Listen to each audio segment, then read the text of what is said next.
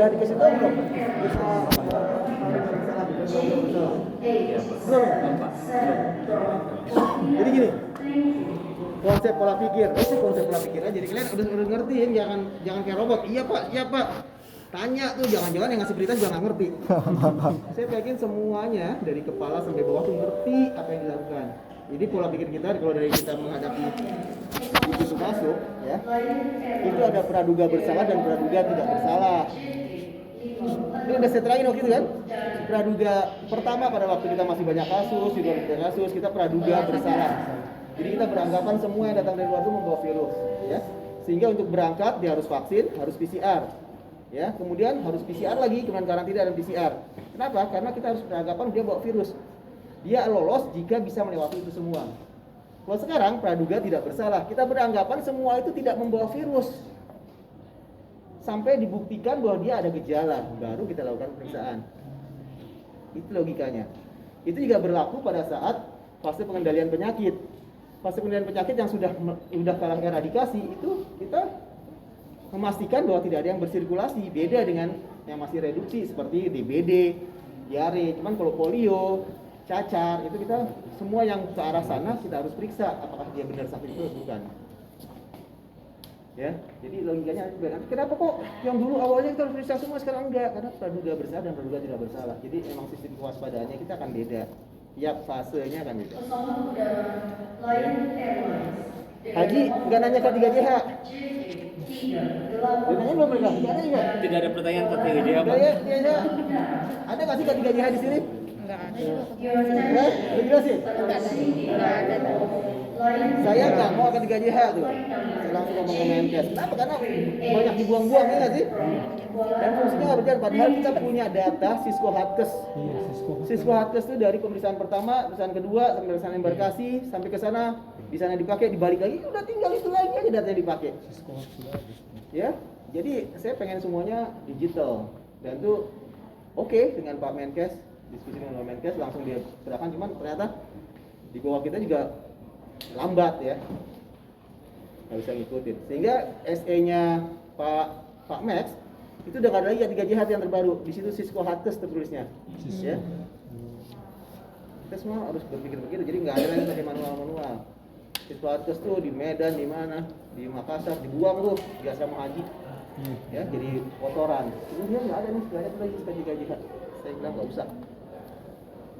Jadi kenapa? Ya udah, biar dinas kesehatan juga mikir, datanya ada kok. Ya, dan tiap puskesmas paling banyak mungkin 50 orang tiap puskesmas. Itu paling banyak. Paling tiap puskesmas 1 atau 2. Jadi kalau emang itu tersebar, itu bisa ditangani semuanya dan pengamatan. Kenapa sih 21 hari? Masa inkubasi. Iya, apa tuh? Apa masalahnya virus? Aduh, kalian masuk sini saya udah ngerti semua tuh. Kayaknya udah terangin deh. Aduh, ulang deh, Her. Ya, kenapa sih 21 hari? Iya, siapa? Penyakit apa masalahnya? Halo. Meningitis. Aduh, kenapa? Ebola sedang ada sudah di Mozambik ada, masih ada kasus. Dan di sana nggak ada, semua kumpul di Arab Saudi. Kenapa diambil? Kan COVID cuma 14 hari. Kok sekarang pengamatan di sini 21 hari? Karena Ebola terpanjangnya 21 hari. Harus ngerti nggak kalian? Kok udah diklat nggak ngerti? Lupa Ebolanya cuma 1 hari. Kalau Suta harus ngerti nih, kalau nggak ngerti ya? Kenapa 21 hari? Dulu 14 hari. Kenapa nggak 3 bulan? Inkubasinya Lo nggak tahu yang 3 bulan apa? Aduh, katanya petugas penjaga bisa masuk. Aduh, saya ini lagi lah kasih, kemarin udah saya kelebihan 1 jam tuh ngajarnya. Ini berarti apa kemarin ya? Yang 3 bulan. ya kalau kurang ya. Antraks ya? Antraks. Polio itu pengeluaran virusnya kalau dia ada di tubuh kita itu selama 100 hari 3 bulan. Jadi mestinya kalau kenapa 2005 ya 2015 itu terjadi sampai KLB polio itu 300 anak kecil kita lumpuh layu akut ya, dan itu positif polio. Itu di di waktu diperiksa virusnya itu berasal dari Arab Saudi, ya. Bukan, berasal dari Afrika yang bersirkulasi di Arab Saudi. Berarti orang-orang yang dari Arab Saudi yang bawa kan? Dan di bawah daerah itu ternyata TKI yang dari Arab Saudi.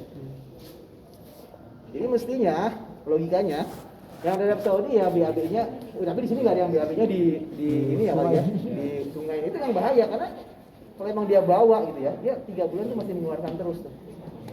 Jadi kalau dia di kloset aman, ya kan? Itu. Udah tahu belum tuh? Belum ya? Banyak yang nggak tahu. Pada waktu di Makassar kita buat imunisasi polio, vaksinasi polio untuk jemaah-jemaah dari Papua. Kenapa? Karena pada waktu itu Papua ada kasus polio, VDPV polio 2 kasus.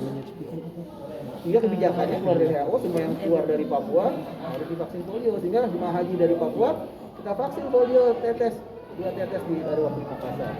Jadi konsep kita tuh semua begitu. Kayak SE nih, SE 21, 22. Ya, sekarang kan harus dengan booster, ya. Ini timnya Dr. Ardi langsung bikin penelitian tuh. Oh, kan hebat ya kan? Bikin penelitian, dia membandingkan antara booster dengan antigen. Nah, kalian juga harus begitu di sana gitu ya. Maksudnya bukan hanya diem, kita tuh penentu kebijakan. Kita tuh orang pusat. Kita tuh orang pusat tuh. Kita pinter gitu ya, jangan merendahkan diri. Kita pinter dan lebih tahu dari yang lain. Kebijakan-kebijakan pusat kita aja yang kasih. Orang pusat gak ada yang ngerti.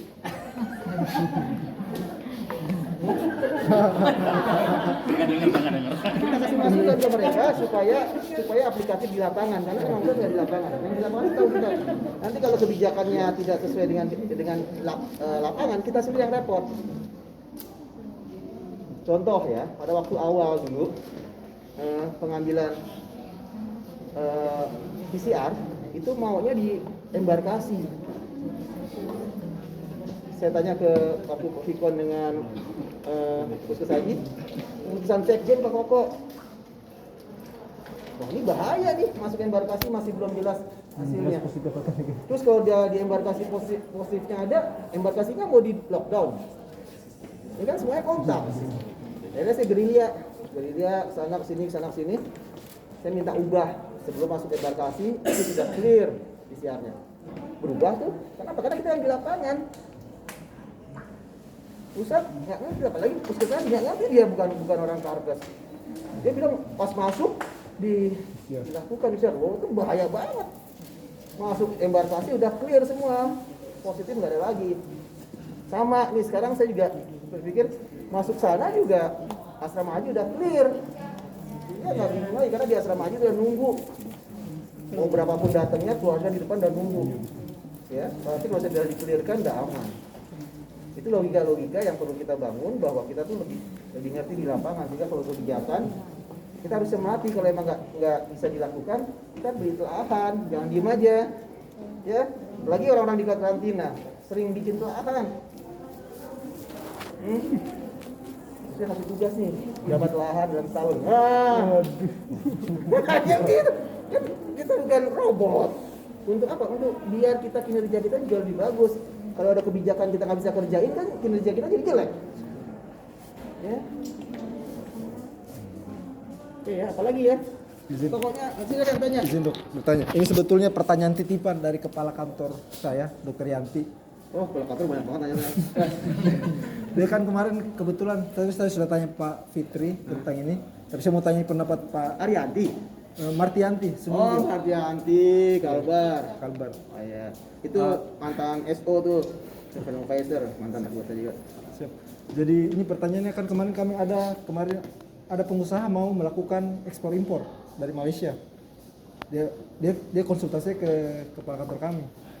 Kepala kantor kami juga pas lihat rujukan peranan KKP itu di ekspor impor kargo itu sebetulnya sejauh mana? Karena kemarin saya juga diskusi sama Bea Cukai untuk menentukan bahwa barang-barang tersebut berbahaya atau tidak. Kan mereka juga sebetulnya mungkin tidak punya kompetensinya seperti itu.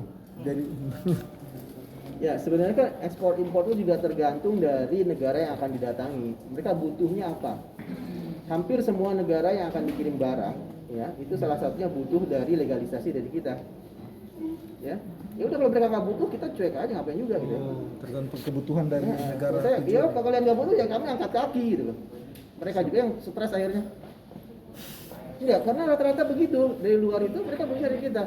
Mulai dari kesehatannya, mulai dari vektornya juga pasti dari kita juga butuhnya. Walaupun mereka sudah ada itu bukti-bukti sudah melakukan tetap nanti justifikasi dari kita sama. Karena kita yang di luar negeri kita yang bisa berhubungan secara internasional itu kita. Ya. Jadi kita nggak usah mohon-mohon gitu. Cuman kita ngerti, kita udah tahu kita bersiapkan, kita butuhnya apa sih, kita siapin apa sih, koordinasi dengan mungkin KP Suta. Karena kita yang sering ngeluarin dokumen-dokumen itu. Barang-barang ekspor impor kalau nggak ada kita di luar sana tuh nggak mau terima. Ya. Kali waktu Zika, kemudian waktu apa lagi ya? Barang-barang kalau nggak ada kita mereka nggak mau terima, butuhnya justru pengesahan dari sama aja sih dengan Om Kaba itu intinya. Om Kaba itu kan kita nggak meriksa, kita cuma meriksa dokumen-dokumen yang sudah ada untuk mendukung pengesahan dokumen dari kita.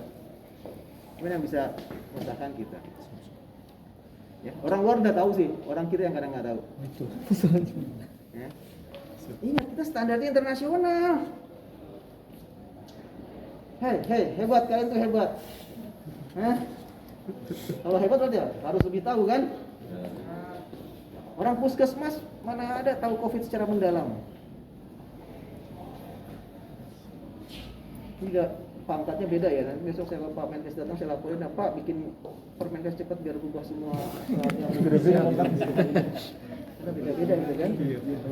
Bagus yang mana? Yang abu-abu apa yang hitam? Yang hitam ya? Ya. Siap. Saya ngomongin yang hitam.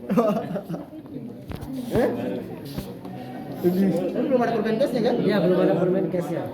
Karena pertanyaannya itu udah berapa lama sih seragam KKB katanya?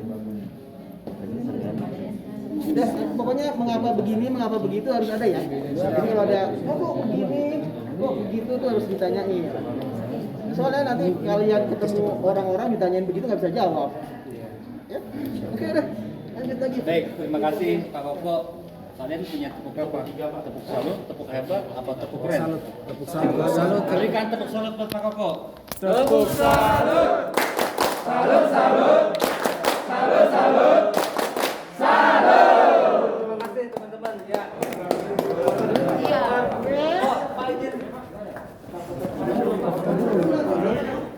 Apa di sini aja langsung apa?